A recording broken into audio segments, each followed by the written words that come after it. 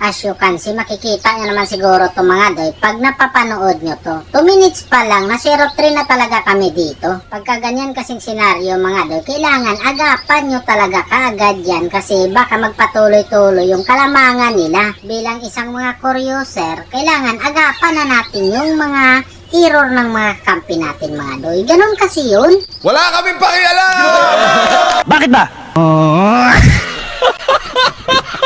Kaya sa puntong to, yung kabayo nangamoy anghit na talaga mga doy. Akala siguro niya hindi ko siya babalikan sa pagkakataon na yun.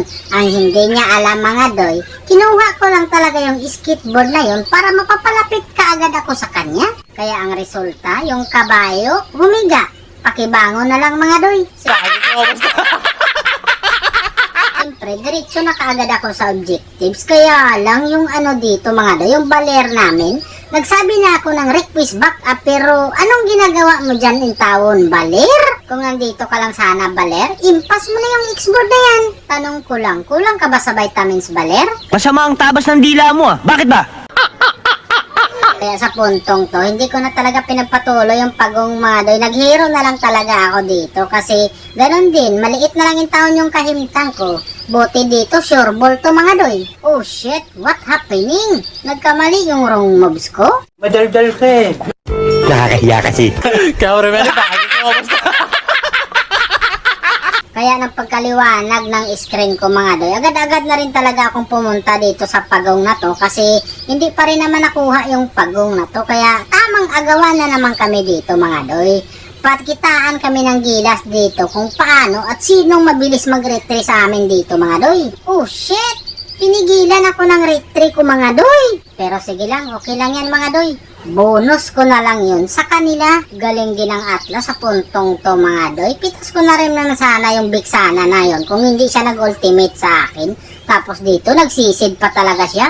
Kala siguro niya mapitas ako niya sa pagkakataon na to. Binwinas ulit yung big sana dito mga doy. Imbis na pa ganun yung suntok ko kay big sana, napunta pa talaga kay Atlas. Birthday man siguro niya for today's video.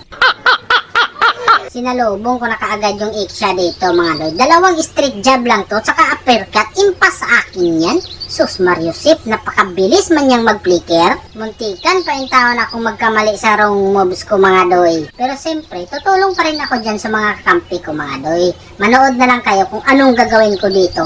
Papasok na nga sana ako sa pagkakataon na yun mga doy. Kaya lang, naglapag ng ultimate yung Iksha. Pero ito impas tong dalawa na to. Kunyari, wala kayong narinig at nakita mga doy.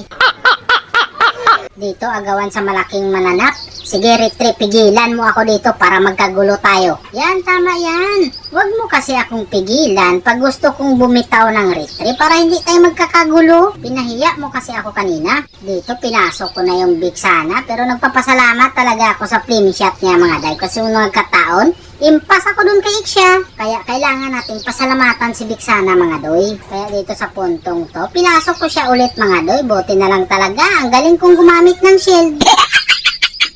Kaya dito, narinig ko na naman yung victory.